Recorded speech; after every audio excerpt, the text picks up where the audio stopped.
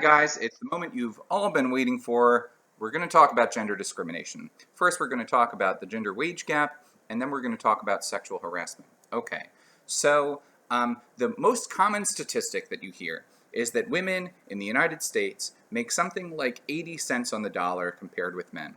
And where this figure comes from is comparing the median full-time employed woman with the median full-time employed man.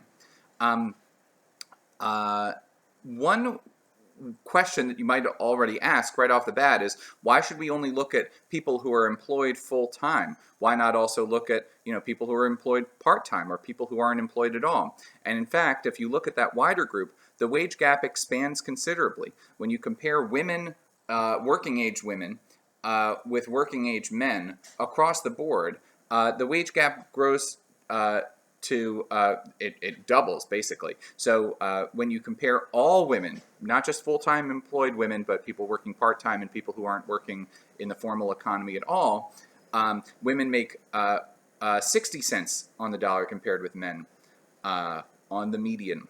Okay. Before we get to talking about where the wage gap comes from and what you can do from a managerial point of view to get it under control, I think it's worth noting why this is a problem. Some people look at this and they say, well, maybe women don't care about money very much. Or maybe women just really want to work in careers where they're not very well paid. Or, maybe women just aren't very ambitious, or they have other values in life, or whatever it is. Okay, that might seem like a bizarre thing to say, but people say this sort of thing. So how could we respond? I think it's important to be clear about what the harms are that come from the gender wage gap. So one harm that we might point to is that the gender wage gap keeps women in heterosexual relationships financially dependent on men in a lot of cases. So you might think, this is fine. When I was a kid, my mom didn't work and my dad worked and everything worked out all right. But the problem is that what this does is it keeps people stuck in relationships that they wouldn't otherwise be in, or relationships that aren't actually good for them. So women can be stuck in abusive relationships or dysfunctional relationships or just unhappy relationships because they're financially dependent on men because they're not capable of earning the same sorts of wages as men. Okay, so one reason why we might care about evening out the gender wage gap is because we care about not forcing people to stick in shitty relationships. Another reason why we might care about the gender wage gap is that women are more likely than men to be single parents. And the gender wage gap increases, it leads to a gender poverty gap. Women are much more likely to live in poverty than men. And since women do the majority of the child care, that means that the gender wage gap increases the number of children who are likely to live in poverty. This is a serious problem. Even if, somehow, you thought that women deserve to be poorer, deserve to make less money, which, strange though it seems, some people actually think this. Surely you don't think that babies deserve to be poor because they're not working hard enough. That's not what babies do. They don't work for money. Okay. So because we care about children and because we care about not forcing women to stay in shitty or bad relationships, we care about the gender wage gap. Okay. There are a lot of different causes of the gender wage gap, and there are a lot of different sort of proposed causes which may or may not be real. But it's a complicated social problem. A lot of things go into it. So on the one hand, maybe women choose occupations which are less remunerative, which pay less than the occupations chosen by men.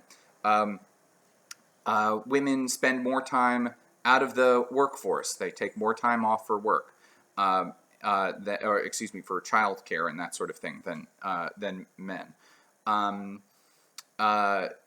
Sometimes people claim that women don't negotiate for raises or promotions as hard as men, although there's good evidence that this is false.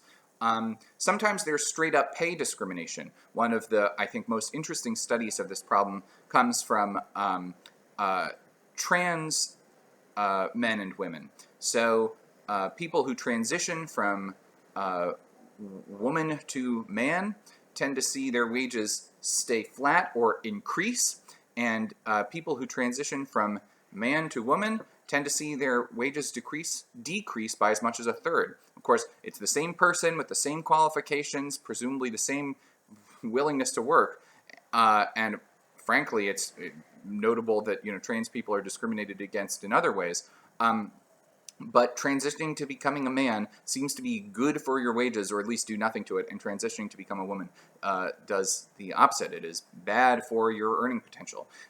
So that's some evidence that there is a significant element of just pure discrimination in the gender wage gap. But in the Vox piece, Cliff reports and summarizes some research which suggests there's one sort of crucial factor here, and it's that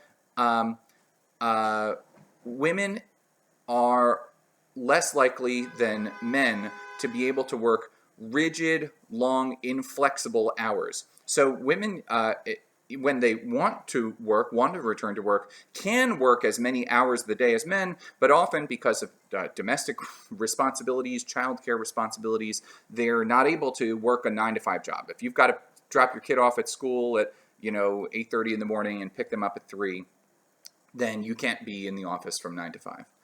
So Cliff gets this idea from, among other things, the fact that the wage gap isn't the same in every field or at every point in time in a person's career, and where the wage gap is smallest is in those fields in which people have a lot of flexibility with their hours. That's one source of evidence for this conclusion. Okay. So, what could we do to solve this problem? Well, there might be regulatory solutions. Maybe the government could require that people sharing a job title are paid the same regardless of their sex or gender. Maybe there are sort of cultural or family solutions. So, maybe we just need to require men to do more of the domestic and childcare work at home, and to free women up to do other stuff, with this sort of cultural expectation that women are going to do all of the cooking and cleaning and childcare. I'll note, even in cases where women are the primary breadwinners, is something we need to get over. But this is a business ethics class after all, so you're not going into your employees' households and trying to make them more equitable in terms of gender. The question is what you can do from a managerial point of view. So what could you do as a manager to solve the gender wage gap in your own workplace? Well, okay. One step, which often goes unnoticed, but I'll put it out there, is that you need to keep track of the numbers, right? So in a lot of workplaces, there is no single spreadsheet. There is no single source of information where a workplace keeps track of wages per employee or by employee, categorizing employees by sex or gender. I'll also note, if you're worried about other forms of pay discrimination, you should probably keep track of pay by employee by other sorts of protected categories or potentially discriminated against demographic groups. So, if you're worried about discriminating against Native American employees, say, you should probably keep track of how Native American wages compare with white wages, compare with Black or Asian or Latin or whatever wages. Okay. So one thing to do is to just keep track of the wages by sex or gender, and for that matter, by race or religion or sexual orientation. Well, you don't want to know too much about your employee's sexual orientation, but you want to know about how wages vary by sex at the very least in the workplace. Okay, so keeping track of the data, that's one thing. If you don't keep track of the data, you're not going to know whether you have a gender wage gap problem in your workplace. Okay. Number 2, and this really speaks directly to Cliff's point, consider ways of making hours more flexible. If the main source of the gender wage gap is that women aren't able to work long, rigid hours, be creative about what sorts of hours you can give employees, okay? So is this a matter of being flexible with when the shifts are? So if somebody can't work 9 to 5, Maybe they can work later in the day or earlier in the day or whatever, or they can work a 4-hour block from 8 to 12 and another 4-hour block from 5 to 9, whatever it is. Okay, so just being flexible about hours. Of course, as we've learned during the pandemic, a lot of office jobs that we previously thought could not be done at home actually can be. So be creative about working from home. People can work from home and do just fine. So being flexible about hours and being flexible about working from home will directly combat the gender wage gap. One other thing that you might think about paying people not so much for hours worked as for the actual work output. So, it used to be the case that people were generally paid by the output of their work. So if you made shoes for a living, you were paid by the shoe. You weren't paid by the hour. If you were a blacksmith, you were paid by the quantity of iron materials that came out of your workshop, right? Today, these days, we pay people by the hour, but that's not always rational. Sometimes it encourages people, for example, to do work more slowly when they could be working more quickly. For people to show up and, actually they did all of their work in the first 3 hours of the day and then they fuck around for the next 5 hours of the day. Okay, so think about ways of paying people per work output. Is that a matter of paying people on commission? Is that a matter of measuring success or productivity in the workplace in other ways? The number of contracts people bring in, the number of contracts people close, whatever it is. Okay. So tying compensation to things other than hours worked, that's part of the solution. At least in some workplaces where that's, feasible. Okay, it's not feasible for every job.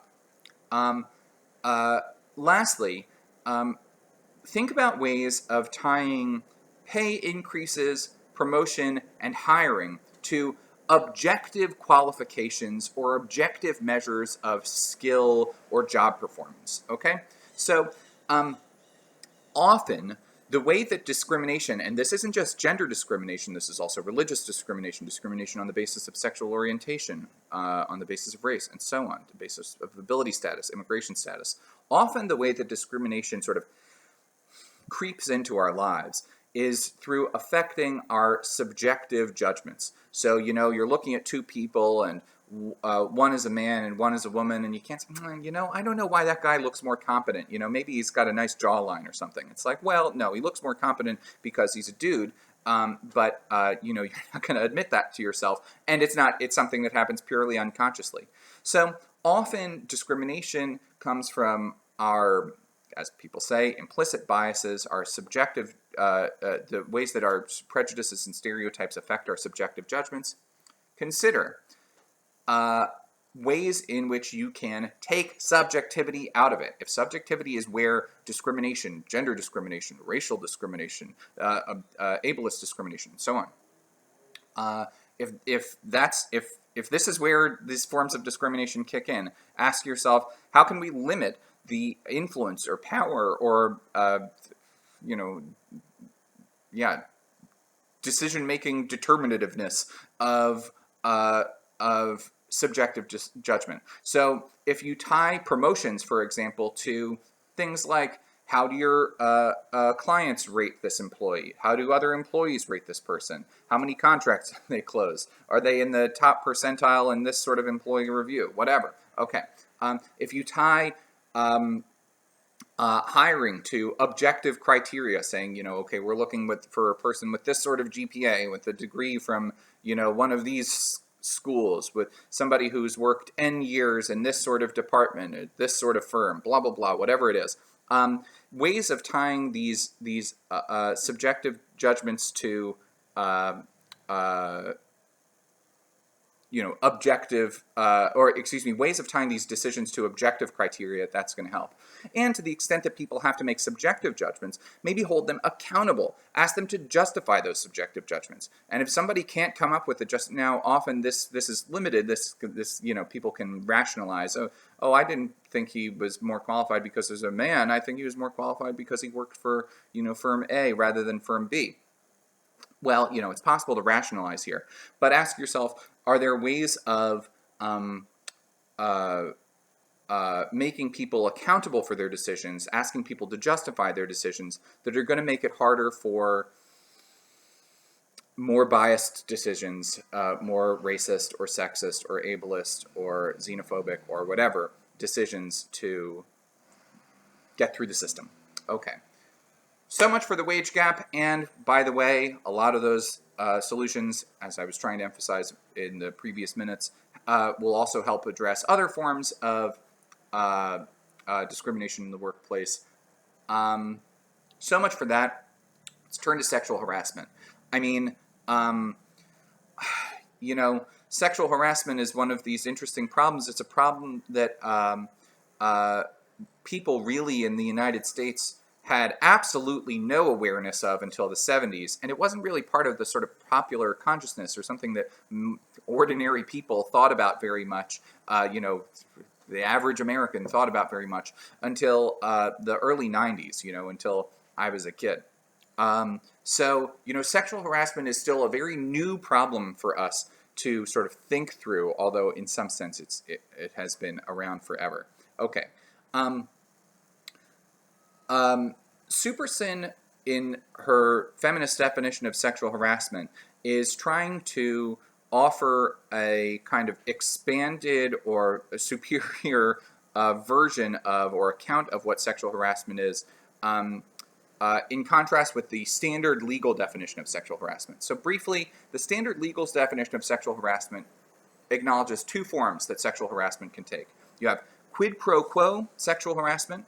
That's where somebody tries to trade a sexual favor in exchange for some sort of workplace perk or advantage or benefit of some sort. So if your boss comes to you and says, I'll give you this promotion if you sleep with me, I'll let you take this vacation day off if you go on a date with me, whatever. That's quid pro quo sexual harassment. Probably the more common type of sexual harassment is so-called hostile workplace sexual harassment. So if you've got a coworker who is constantly rubbing your shoulders or touching you on the butt or talking about you in demeaning ways or constantly talking about how attractive you are or constantly asking you on dates even after you've refused, or talking about all the pornography they watch or having sort of especially sort of lewd or uncomfortable conversations, putting up a lot of porn, images of naked women or something around the workplace.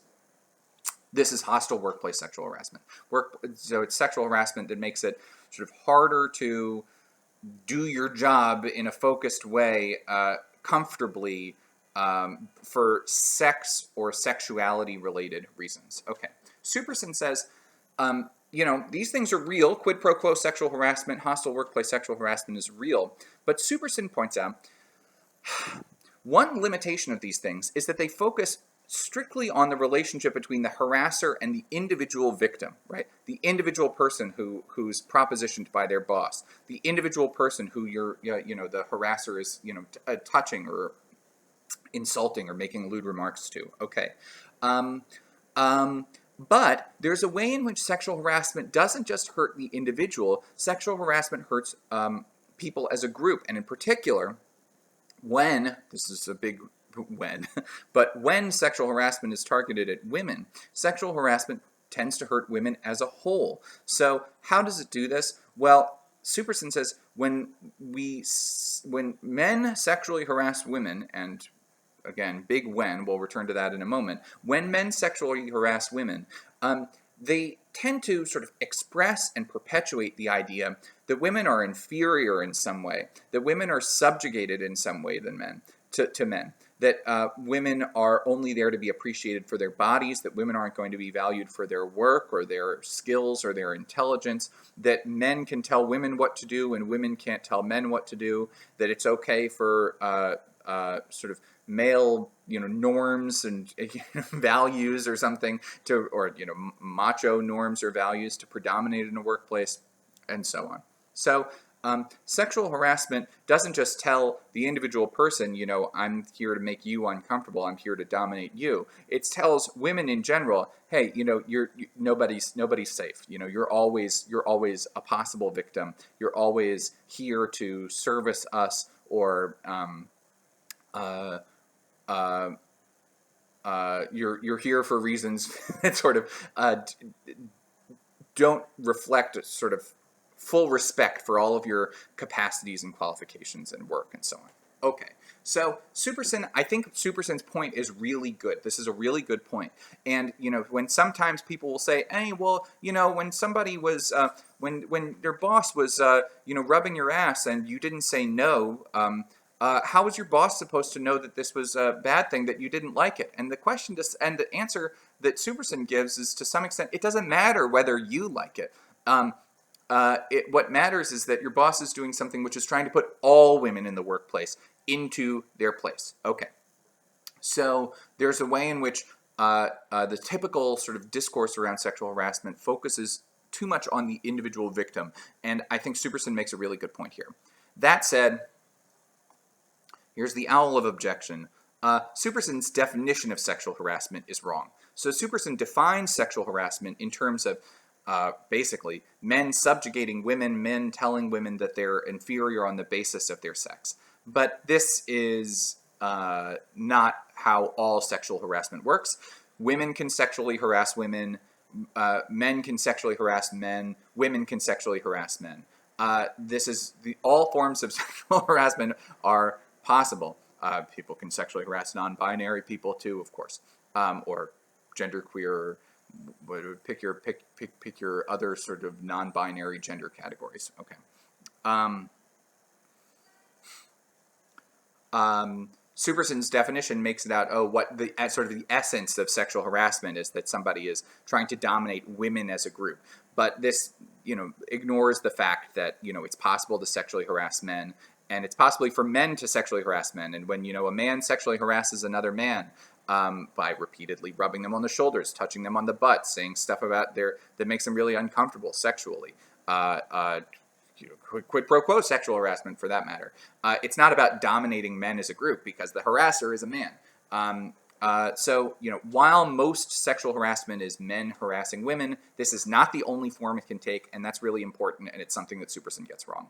So, we can learn from Superson, but I think we also need to acknowledge her definition doesn't quite work. All right, there you go. That's gender discrimination.